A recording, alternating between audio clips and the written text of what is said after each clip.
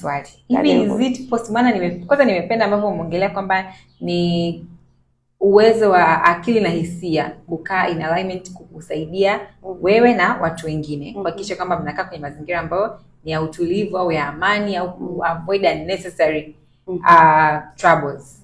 Sasa na swali, hivi kuna uwezekano ukawa emotionally intelligent just on a personal level? Yani mimi I can just handle myself, I can't accommodate. Ukishaona hivyo unajua emotional intelligence yako iko chini. Okay, tayari kwa sababu kwa sababu yani hauishi peke yako. Tunaishi mtu mmoja anasema mmoja anapenda kusema hii dunia tunashare. Yani tunategemeana kwenye mazingira cycle ya maisha. Mimi nakutegemea hapa na wewe unanitegemea hapa na mtegemea huyu.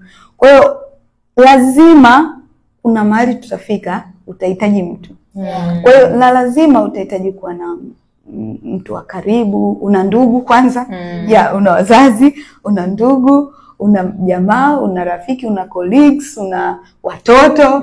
Au wote ukisema mimi can handle only myself, ina maana wewe kwa hao wengine wote wewe ni bomu. Yani wakikugusa tu unalipuka. Najijua mwenyewe tu jamani, najijua mwenyewe tu jamani, mniache, najijua mwenyewe. No. Mmoja kati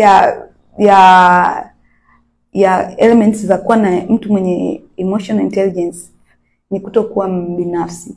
Mtu ambaye ana compassion, yani mtu ambaye anajali wengine. Kwa hiyo kwa sababu unajijali, ukijijali peke yako, ukijijali tu mimi tu nataka tu well-being yangu peke yangu, ina maana wale watu wanaokuzunguka hawajali. Lolote liwakute.